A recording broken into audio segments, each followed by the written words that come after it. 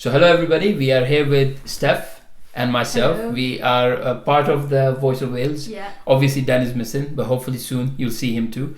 But we are here to talk about a few things. There's a very interesting thing that has happened yesterday, and you know what it is. We're not going to just give it away just right now. But I was on a show which I got kicked off from because I spoke about Tommy Robinson and Voice of Wales. Yeah. So that is something that will. So there is a clip that I will put out, but that will be at the end of this video. There are some worth waiting. Yeah, it is worth waiting. Yeah, I'm sure it is. So there are some other things that we're going to do. This is a very different type of video. You know, it's not like our lives or like my videos that I do where I'll just release it's nice, a video. chilled, relaxed. It's just a chill. Yeah. It's a chill, We're relax. getting back into the swing now. It's New Year, isn't Exactly. it? Yeah. And because I have been so ill, my head was still thinking last week that I was still in 2024. Yeah. So it's. I think it's nice to be back, and it's nice to do things differently, which I'm hoping to do, and I want to do this on a regular basis. A lot of segments have been planned. With Voice of Wales as a team, and as well as something similar to this, but that will be something that we'll talk about in the future. I like to release it and for people to see it, and obviously in the comments people can tell us if this is something they enjoy or they think it's something that we should do, we should continue to do it, or should we just stop it? Do you think it is a fair thing, because we are doing it for people to watch it, for people to like it, and if they don't like it, we won't do it. We appreciate the feedback. Yeah, of course, 100%. So what we're going to do now today, it's obviously it's not going to be a very long video. I try to keep it down from 15 to 20 minutes. And yes, there is a reason why I'm wearing a Superman costume. People will find out very, very soon why am I wearing the Superman costume.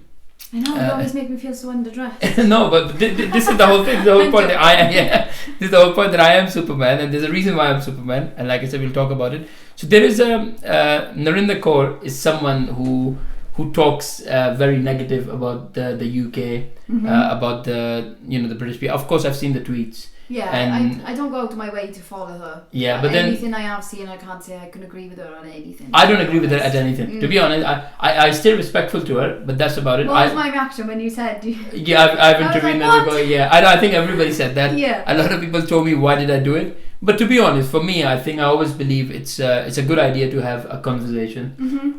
Even if there is somebody that you don't agree with, and being called the far right, fascist and racist, I think we from the far right should give people equal opportunity to have their say, because you will know that if you think that you are right and you are talking about something which is true, you shouldn't be worried about. Like for me, I don't get worried, I don't get nervous. If there's somebody say, "Oh, come on, my show, speak to me," I'll go and speak to them as long as they stay respectful, and it is a space where everybody can have their opinion. Like let's say if I'm hosting a space, and if you come on my show, I should give you an equal chance. Yeah. The only places that I won't go is as soon as I start making my point, they start muting you. The moment they know, let's say if you come to my space and I disagree with something, but then I say, "Oh, this is the reason why I disagree with you," but then you come out and you say, "Look, I've got the facts, and I can tell you why you should not disagree with me." And the moment I see that, I'm like, okay, yes, you are making valid points. Guess what? I'm going to mute you. You wouldn't want to go in that space, right? Because you didn't get a fair say. But anyways, it's one-sided then. It's one-sided. It's pointless. Yeah. So I don't like to do things one-sided. I like to give everybody a fair chance. And because we are seeing so many things now, which people have been talking about for the 5-10 years, and it's the same thing coming up again and again. I think it is time when a lot of the people have said enough is enough. And for the Pakistanis and for the Muslims, I say this as a Muslim and Pakistani myself, that we need to, well, obviously not me, but there are a lot of Pakistani. I would say at least 98% of the Pakistanis that I see, other than a few that I can name that I know that come out and say, you know what, yes, it is a Pakistani problem. It is the grooming gangs. It is a Pakistani problem. And then you see the same Pakistanis and the Muslim come out. Like, I'll put out a post on my X, on my Twitter, and I'll say, oh, guess what? The people like Tommy Robinson talking about the grooming Pakistani gang. Yes, he is right. He's not a racist for pointing out the facts. But then I get the same Pakistanis that I'm saying that, you know what, guys, you need to stop. You need to stop, and you need to think, if you don't support this, which I don't support grooming gangs in any ways, but because it's coming from my own community, I think I should be the first one to stand up and say, guess what, man, this is not right. We should be coming out and condemning it. Not only that, we should be saying each and everybody who is a part of the grooming gang, either they should get the death penalty, they should not go to jail at all. They should get deported. I don't care if you're British, Pakistani or whatnot, because majority of them are British Pakistanis. Yeah. So I won't say, oh, you need to put them in jail and let the taxpayer pay for it. No, why are you putting them in jail? Deport them, exile them, take their British citizenship and send them back to Pakistan. Yeah. It's not very hard. It's not really hard. So when I say these things, you get these Pakistanis. I see these Pakistanis and these Bangladeshis, coming out with the stats. Oh, there is only 3% of Pakistanis in the UK. Guess what? There are majority of crime committed by the pedophiles and grooming gangs, by white people, by the Christian people. Well, I don't give a shit. Yes, there is a problem. That should be dealt with. But there are enough people talking about that as well as this. So the moment I see these Pakistanis and these Asians, these Muslims coming out trying to deflect, or for me it's not deflecting, for me it is they're defending the grooming gangs. Let's not talk about the Pakistani grooming gangs, let's talk about everything else. Well, why not? It is a big problem, and we need to. So I said this to all the Muslim people, I've said this to all the Pakistani people, that if you disagree with this, then you need to stop sitting in silent and be like, oh, because I'm not doing it. You have to be condemning it. Yeah, you are. You are complicit. You are sitting there and be like, oh, you know what? It's not happening to me. I'm not doing it. Why should I give a shit? Why should I get? And it's not only this thing. The thing is, when people like me come out and say things, and you know it firsthand, the threats that we get, the threats that I get, or we know where you live, or guess what? You come to Cardiff, see what we do to you, or you're a man, you're a scared man walking around with a camera.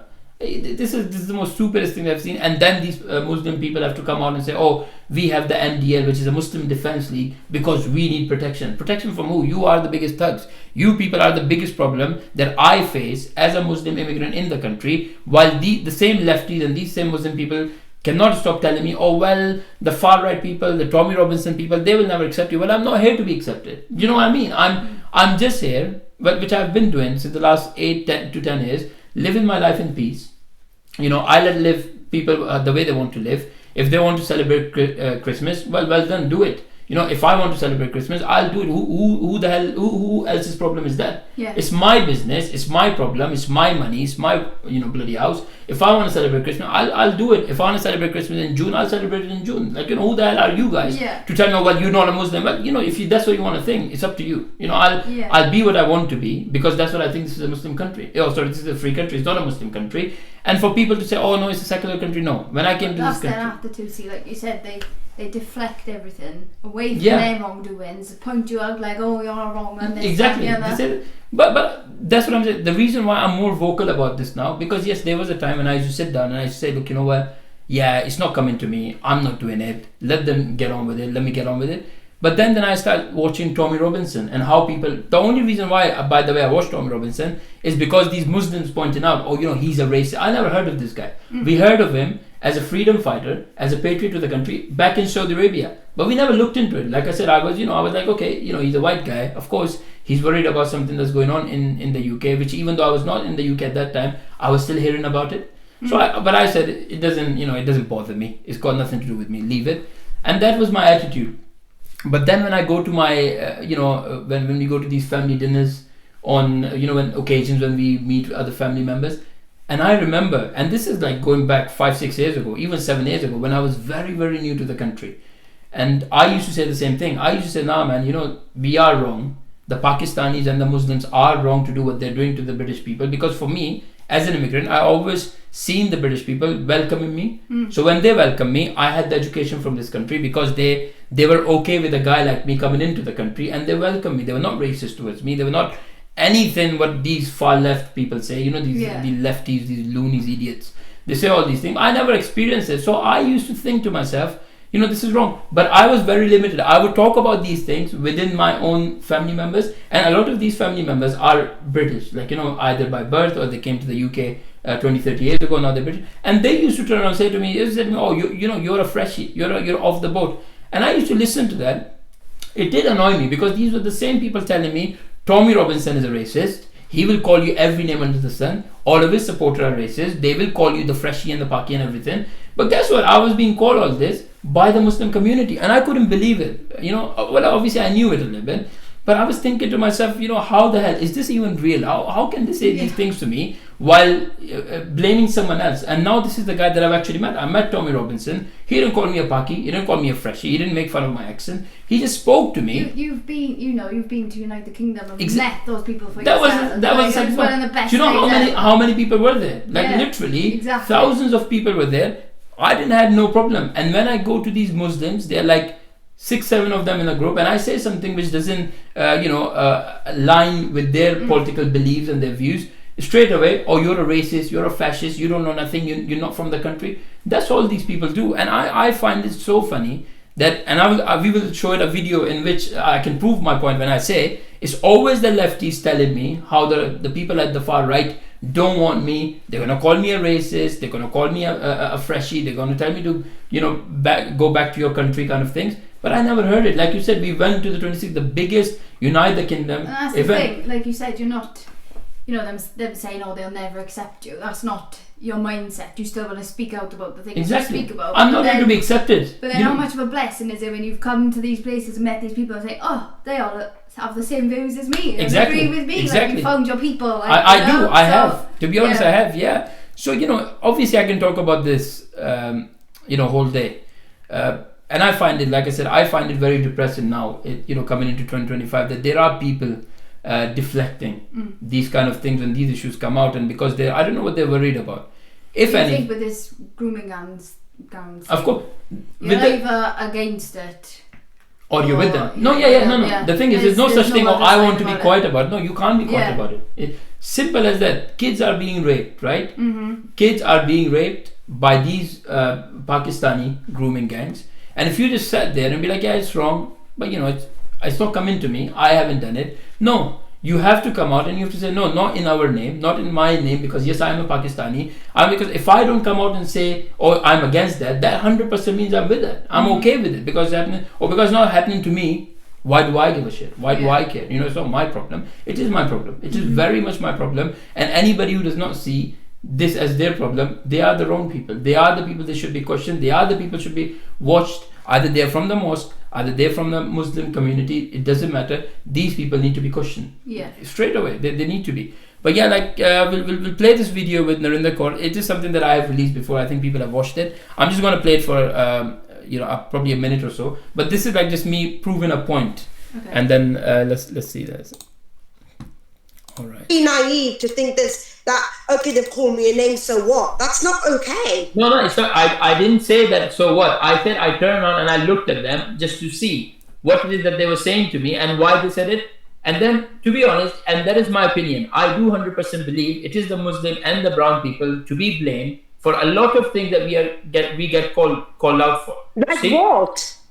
So I'm telling you. So the thing is about the grooming gangs and everything else that has happened. Yes, you will say, oh, there are Christian grooming gangs, there are Jewish grooming gangs, then there are Hindu, Indian, what not. But what I will say as a Pakistani, that there is a problem with the Pakistani grooming gangs. And it's not only in the UK. I'm talking about when I was living in Saudi Arabia. I'm talking about when I've got families and cousins in Pakistan. They say the same thing. So you cannot deny there is a problem. So saying that, oh yeah, so what if there's a Pakistani grooming gang? No one is saying so what. No one has said so what. So see, she says so what? Do you remember the tweets that she does, where she says, oh, it's not only, it's like you're painting with one brush. She says that, oh, all the. Why do you have to say it's Pakistanis? Why can it not be just grooming gang? But now she's saying so what? Yeah. Right. Do you see? Like this is the thing that I've got a problem with. When you get these people on a stage and when you ask them like, why is it on your tweets you say that, oh, why people are being racist because they've said Pakistani grooming gang, but me as a Pakistani, when I'm asking her, she said, oh, nobody says so what.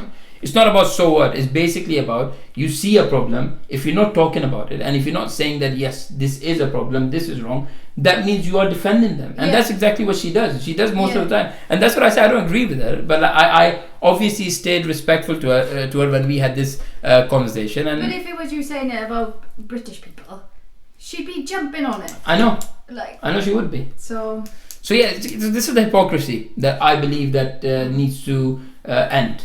And the hypocrisy is every time somebody says, oh, Pakistani, I won't even call them grooming gang because they're rapist gang. Pakistani rapist, monster, bastard gangs. When people talk about that, they'll be like, oh, don't say Pakistani because it's not Pakistani. Well, it is.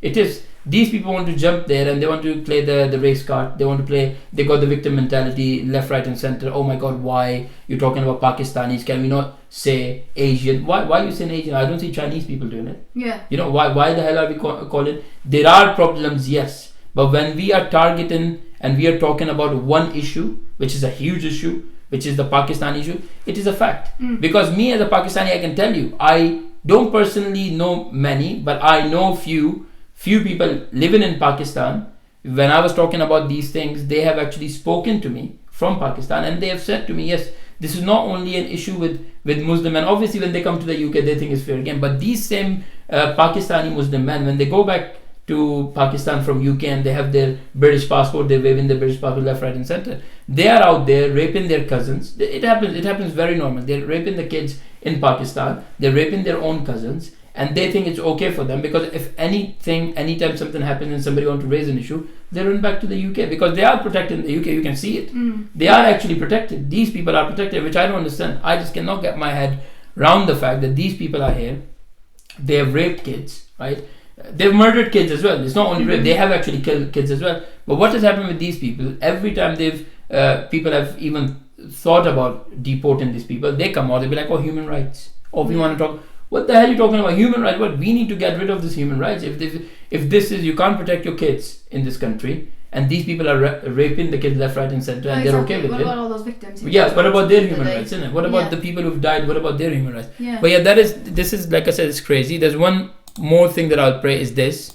I'll play this one, and this is an old video, Right. but I saved it because I wanted to talk about this, and you can see what it says. A white man is referred to a racist epithet Kufar, and is shamed into stopping eating during Ramadan. So okay, I'll talk about Ramadan. Right. Ramadan is when the Muslim fast. So they will fast from sunrise to sundown, and that's what they will eat.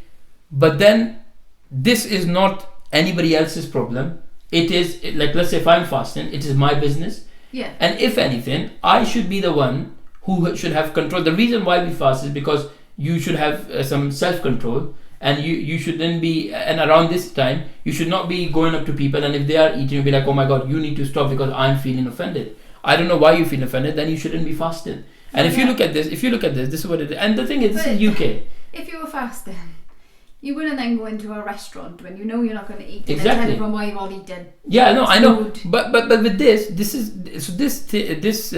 video is in a place where this man is sitting there and eating his food in a lunch area in his office. So let's say if I'm working with you and I'm fasting and you're not, right?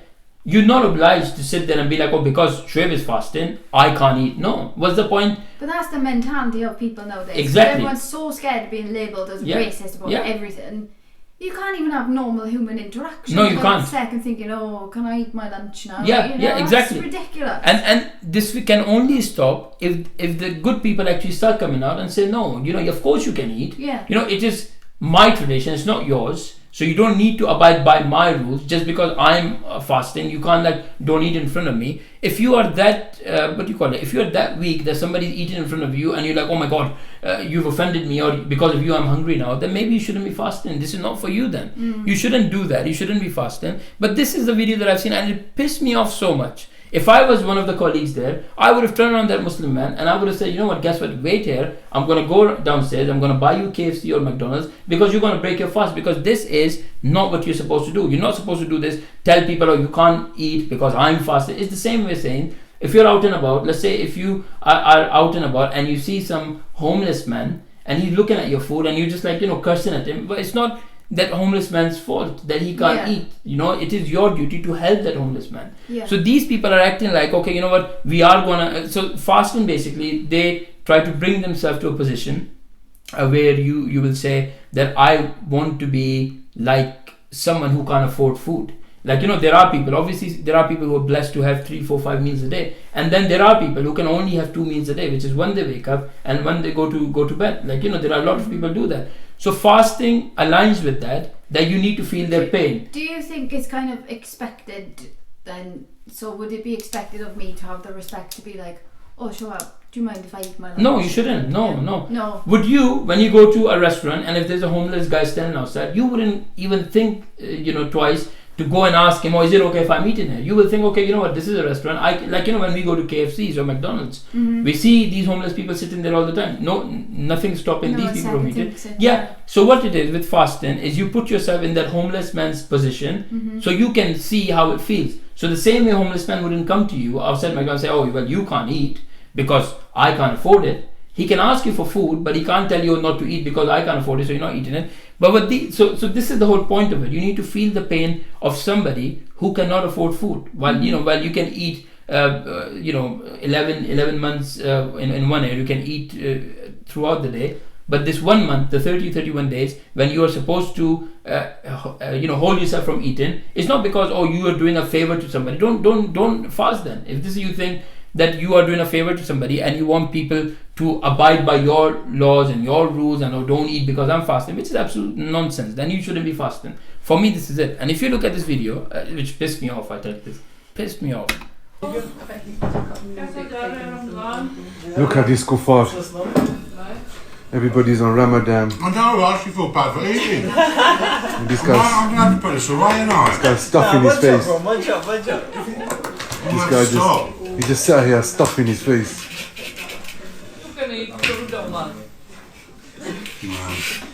So fair. So see what they've done there, right? They have made this man feel bad for having his lunch, which was his right to have his lunch on his lunch hour in the break room. If this so-called Muslim idiot, if he was so like, this Kufar by the way means the non-religious or the non-Muslims kind of thing. So if you want to call him Kufar, even if let's say if he did it as a joke, for me this is very offensive. I am offended for him to out of his way to do that, exactly. Make a point about it. Don't go in the lunchroom. It makes it even more wrong than it really is. It is wrong. But then the other thing that I find it really, really bad is how do you see that guy like, I feel bad for eating now. He didn't know what to do with himself, Yeah, but this is wrong. This is the thing that people need to stop doing now. If somebody comes to you and say, you're a kuffar, you're eating, you tell them two things. You say either piss off, you don't like me eating, or close your eyes, or either come and join me and eat with me, because I don't give a shit if you're fasting or not. What the hell do I care? The same way Muslims won't care about the Christian, the Christian celebration like Christmas. And we have seen plenty videos calling out people, you're a kuffar because you're celebrating, like with Mo Salah, the football player. He had a picture of himself with his family outside a Christmas tree, and people thought it was their job, Muslims thought it was their job, it was their duty to jump out and attack him. The guy just put up a picture. You like it, you don't like it, just leave it, move along. Exactly, This is my problem. Why cannot people just move along? Why cannot people just say, yes, that is fine. You believe in something, we believe in something else. You do you, we do us, and let's move on. Because I think this is the best way of living. And being a Christian country, you cannot come out and say, you can't have Christmas markets. You know how uncomfortable I felt going to Christmas market, because every time I thought I'm going to go to Christmas market, all I see these pro-Palestinians, idiots, lunatics, thugs, standing there with their flag and shouting. I don't want to hear that. I don't want to listen to that when I'm at Christmas market. I want to go there. I want to enjoy my cheesy chips. I want to enjoy the things that they sell in there, and I want to enjoy this, which happens only once a year. If you don't like it, just don't go there. It's not that hard to be. It's not that hard at all. But these people turn up, and then they have a problem. Why people are not talking about Palestine? Why people are not talking about Israel? What's going on? Because nobody gives a shit anymore. You guys have pissed so many people off with your thuggery, with your violent behavior. Every time somebody says, "Look, man, I don't care about Palestine. I don't care about Israel. Because we live in the UK, I want to care about the UK and I want to live my life." Oh well, guess what? You're a racist. You're a bigot. You're a fascist. And if you're white, you're 100% you're racist. They need to have a day off, don't they? They need to have a bloody air off. They need to piss off. And we were seeing so many people in the first week of January coming out and saying that, yes, we are strong, we are going to keep continuing. These guys are thugs, and I don't understand how is this okay for them to keep going on, because they don't come out for peaceful protest. Yes, I know people will say there is a right to have a peaceful protest. I get it, I understand it, but this is not peaceful protest. And when you speak to these people, they be standing there, 300 protests happened. Yes, one was a little bit crazy, but everybody else was. No, they're not. You come with your face coverings. You come hiding behind a mask. You come with your... They're funded. These people are funded. They don't care about what they do. They are paid to be there, right? They're paid to be there, and they're paid to incite violence within the communities. They are the one bringing up hatred. Their criteria is turn up after not having a bath for a month. Exactly. Be as loud and as smelly and screechy as possible. We have been in that crowd. And don't worry about being violent, because you won't get arrested. Exactly. Police protect you. Anyway. And we've got the prime example when we went to the demonstration in Swansea. You know what they did? They were this close to my face. They were this close to your face, to your ear, with their microphones shouting in our face. And the police were just watching. The police was just like, Nothing. And again, we're waiting for that guy, the superstar over there that thinks that I want to be like him, and I do, because that's how I got this picture there. So, and he was saying, nice little wall of shame. yeah, it is a wall of shame. Yeah, I've got that. All of them. So when the police were there, and he said all of it. So this guy, I felt like he had his dialogue ready his whole life, and he was waiting for to say he was waiting for that moment. And the worst thing is, that bloody police let him go through his whole script, his script that he has written down. And then I looked at the police, and you literally turned the camera to the police, and he was just listening to it, and he didn't say anything. He was like, oh, well, I don't know what he said, because I didn't hear anything. And then he came along with his megaphone, his friend, moved you out of exactly. He moved me. For your safety. Yeah. Well, we know who needs to be safe from these lunatics. They are lunatics, to be honest. This is exactly what it is. But yeah, we can talk about this all day, but it's a fact. And I think the more and more I have spoken to some, good Pakistanis. I call them good because they agree with what I'm doing, they agree with what I'm saying, and they are in a very, very good positions, work-wise, influential-wise. They are good people. But they're still waiting for the right moment to come out. My problem with these Pakistanis, that's so sad though, isn't exactly. it? That's my problem with them, and always will be. There is. Why don't you come out? People that are just on that the silent. like, They call it the silent majority. majority. Say something, but I can't. Yeah, but that's wrong. Yeah. These people need to come out. Well, like I said, so what we'll do now, obviously this is coming to an end now. I will play the last video, which was a surprise, and which is the reason why I'm wearing this Superman costume. So I'm going to play that. All right.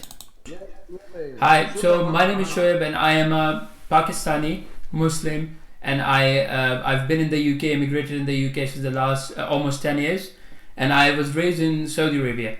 So I watch your shows, and I watch a lot of your YouTube video clips, and I had a question, and the question was that I have seen you say that there are a lot of Muslims, they have been attacked by the far right, such as Tommy Robinson and everything, and all of these kind of people. So, and they need to defend themselves. So me as a Muslim, I wanted to ask you, because I have a difference of opinion, and I've been constantly attacked by the Bangladeshi community in Swansea, where I live now. And they're attacking me in a way. They have got a group called Far Right Watch List, and I'm on the top of the list. And it is because I have a difference of opinion. As I said, I'm not from the UK. I live in the UK, but I'm a Pakistani Muslim. And these are the Muslims who are attacking me because they know I don't have any friends or family here. And they've put up my address, my car registration, where I used to work. So they've done all of these things. So when you say that the Muslims need protection from far right, what about people like me? How do I get protected? And in all honesty, I've got people from Voice of Wales, and what they have done, they have actually protected me against these Muslims. I can't leave my house. I can't go to work because where I used to work, like I said, difference of opinion. And I have actually met Tommy Robinson myself personally firsthand. I didn't see that guy as a racist, and this is me being honest. Like I said, I'm an immigrant. You can tell from my accent. I'm not from here. So for me, Tommy Robinson. Sorry. I've got bad news for you. Yeah. No matter how many bow ties you wear. Why does he have to attack my bow tie? Look at that. It's amazing. It's a beautiful bow tie. He got to attack my bow tie. Oh my God. Look at that. No matter how many Superman suits you hang up behind you, these people will never accept you. You're a master. No, I don't want them to accept me. The thing is, I don't want to be accepted. I've been living here. We don't hate Muslims. Look, we've got this toy boy here in a bow tie and a Superman suit, and he doesn't think that we are racists. You're an embarrassment, son. You'd be better to shuffle off the stage. Asad Sirahi is in Edmonton. Let's hear from him. So what they do? Didn't even answer your question. No, he didn't answer my question. That's the valid question. Exactly, but that's the thing these lefties do, right? They always do. It's like I said, the deflection tactic. As soon as you ask something, you don't need to. So now we know. If you go on George Galloway's programme, don't talk about Voice of Wales. Bow tie, Tommy Robinson, Voice of Wales, Superman costume, no. Yeah. And that's the reason why. The whole reason why I'm wearing the Superman costume, because George Galloway told me, no matter how many Superman costume you have in the back, I've got another one right at the back there, and they will never accept you. But that's what I was telling him. I don't want to be accepted. The thing is, I am saying these things not to impress anybody. Not, if anything, me talking about these issues have actually led me in a lot of problems. I was living my life very peacefully. Yeah.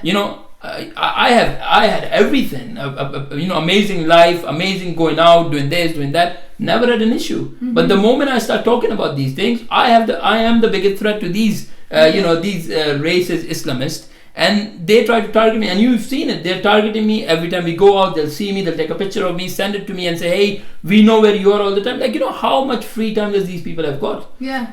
And the thing is, it doesn't scare me. If anything, it annoys me to a point where we can't have a conversation. Like, this is a prime example. I asked him a valid question, rather than answering the question or telling me, "Oh yes, there is a problem," which he knows. Because what he said to Stan previously, that the Muslims need a MDL, which is the Muslim Defense League, because they need to protect themselves. He's very big on defending No, I know, Muslims, but that's what I was telling him.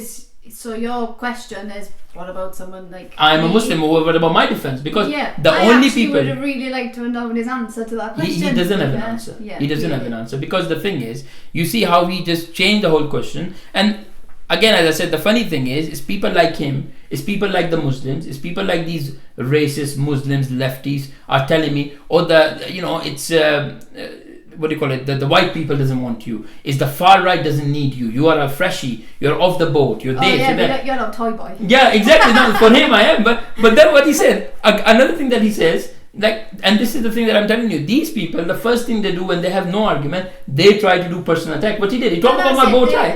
They moan about us, like, they say you're racist. Muslims, exactly. And then they're saying it like as if we're dangling you like a little toy boy. So anyway, you can't win anyway. Exactly. That's what I'm telling you. If it was you asking the same question, he would have very easily turned around and called you a racist because you're white. Yeah. He said, "Oh, you're a white person. You're a racist. You're a fascist. Guess what? Off my show." But because he was doing this and they put me on mute, but what I knew that if someone else come on the stage and start speaking, if I mute myself, I can say something, and that's the only reason why they actually kicked me off the show. So you will see now, this guy is in the corner. When he starts speaking, what will happen? I will try to say something, and you can see everybody froze for a minute because they can hear me. Really? Yeah, and that's when they were like, he knows how the system works, because they can the host can mute everybody at a time. But the moment they take control of muting everybody, and the moment they said, "Okay, Steph, you're next on the stage," they can't mute everybody then, and that's your chance to unmute. And thus you'll see me, I'm waiting there, moving my mouse, waiting for that guy to come on stage, and then look, this is what I'll do now. Look. So, what would you like to say? Can you hear me? Yes, No. very clearly. Go But ahead. do you want me to leave? No, go ahead, Asad. What do you want to say? Yeah. Continuing on the Muslim. And I think that was it. I think that's how much I recorded this You've video. been with the Like, I just Muslims. did it in my session, and I think that's it. Following you for 15 years, listening to you. I sent you a translation back in 2009 Yeah. that I did of the That was it. Quran. So because when they kicked me off the stage, I was like, there's no point of me to, no, they actually removed me from the whole thing. I was like, yeah, okay, you know what? I might as well just stay. So this is the He probably would have been like, "Get that Superman suit off my show." Probably, yeah, that's probably what he said. He's Scottish, isn't he? He is Scottish. But yeah, so this is my whole point, and this is the reason why I did this video today, because I think people need to know this, right? When and I'm talking about people That who don't live in actually the makes our show entertaining because you fall asleep five minutes into it. Yeah. So boring. It was. Until like I said, you went Stan went on, didn't it? Yeah, exactly. Because Yeah. like, I No, see but it is Robertson. it is a very boring show, to be honest. And I hope he releases it. The reason why I'm releasing this now, because by the time we're recording this now, I don't know if he's going to release my bit or not, because obviously it was a pre-recorded show. Yeah. So if he's not going to release it, then you'll see it here. When if he have released it, then you will see it here and then on his show. But like I said, this is what it is. This is what they do. Every time there's a valid question, they either try to attack you personally, which you've seen the fake accounts that they've got with my pictures on it. They'll take half of my face and they will make fun of it. They'll say, for me, that thing doesn't bother me, but it shows how much of low IQ these people are, how much of they see us as a threat. And it's not a threat that we are we're not gangsters. We are everyday normal people. We like to go about our day, we like to spend time with families and friends, and that's it. But these people, they like to walk around in packs, they like to walk around with their face covers, they like to walk around being gangster, because there's so many of them. But this is not what we are about. We are about and I hope, like I said, I'm always hoping that the police do their job, and that's why we don't need to do these things that we are doing. So if we have a complaint against these people, rather than the police shuffling around and saying that, oh, because they're Asians, because they're Muslims, you don't want to say anything just in case if we are deemed racist because we've gone against something. We need to stop this. Like, I think, and it won't stop till people like me start coming out and say, you know what, yeah, you can say you're a brown bastard because I am brown, and if I'm acting like a bastard, you should call me that as well. You know, it shouldn't be a problem. This should not. People need to come out of this. You know, people, when they're like angry, they say things. They don't mean it. They say things. Yeah, well, let's take it as that. If you are pissing someone off, right, you need to be ready for the consequences. If you're going to instigate people, they're going to say something. Yeah. And you know, I think everybody need to come to a point where we need to start seeing things. Where I know when we went to that demo and all these these Muslims and all of these people coming to me saying, oh, these white people are racist. Before it was, okay, how they are racist and, you know, why they're racist, you know, what they call you. But now if somebody comes to me, these white people have been racist, I don't ask them, show me a video. But I always say to them, what it is that you have done for them to be racist towards you and not anyone else. Like, why is it that you, and these are the same people, by the way, you'll see the same individuals coming out, he's racist, she's racist, that is racist, everything is bloody racist. But when you look at them, you say, what it is that you do? Because I can promise you, half of these people, I would be racist towards them because of their actions. And like I said, I'm a Pakistani Muslim and I will be racist towards them. So I can't blame anyone else calling them, oh, you're a Pakistani rapist. But you are a Pakistani, aren't you? And you have raped somebody. So what was the problem? I don't see a problem in that. They are just identifying you for who the hell you are. And you want to call it, oh, it's racist, oh my God. You didn't find anything racist or offensive when you're raping a little child. That was fine. But the moment somebody starts calling you out, oh my God, how the hell you call me a Pakistani? Well, you are a fucking Pakistani. Do you know what I mean? Yeah. But you know, it pisses me off, and I thought I wanted to do this video. It's done now. If there's anything you would like to add, you'd like to say, or any thoughts on this video, if there's anything on this one, no, on like the whole on thing, everything. Yeah, I think, you know, your point is valid, and at the end of the day, if someone like you can't speak out about it and say it's wrong, and you're getting hate for it, that just shows that there really is a serious problem. There is a serious problem, of course there is, and like I said, I won't stop talking about it. I will talk about it again and again every day if I have to. And I'm not scared of these these idiots who's running my face, my pictures, my car registration, my home addresses in their little WhatsApp jihadi WhatsApp groups. The least these people can do is like and share your video. Exactly. Yeah, I was about to say that. Yeah. So you people, I get so many views, right? But I don't get that many likes. Yeah. And I know this is the people from the mosque watching and sharing between themselves. Look at this guy. Look at this. And then I told you about the calls that I was getting from no caller ID. And when I answer it, it's an automated machine because these Bengalis are worried that I will hear them and I will know who it is because I've spent time with them. So what they would do, they will give me a call on my phone with no caller ID. I'll answer it, and the only thing I can hear will be you are racist towards your own community. You are racist towards your own people, and that will be an automated call, and that's it. God, and a lot of effort. A lot of effort. A lot of time. A lot of effort. And this is what they do. These guys get together in the little mosque, sit there and be like, oh, you know, what we need to do about this guy. Oh, this guy is causing a lot of problem. He's exposing us. What do we do about that? And the thing is, we can't really touch him because he's a Pakistani immigrant Muslim. Yeah. Because if we touch him, everything that we fakely stand for is just gonna come out because they don't give a shit about what's happening in Palestine. They're out there to run their own agenda. They are out there with their own hatred. The moment people like you, the moment people like you say, look, I don't want to do nothing with anything. I just want to live my life. I got bills to pay. I've got shit to look after. Can you just leave me be? Or you're a racist because you're not agreeing with us. You are a racist, and I've experienced this firsthand. So it is really stupid. But all I would say to these people at the mosque and EYST. That's another organization I will be talking about very, very soon.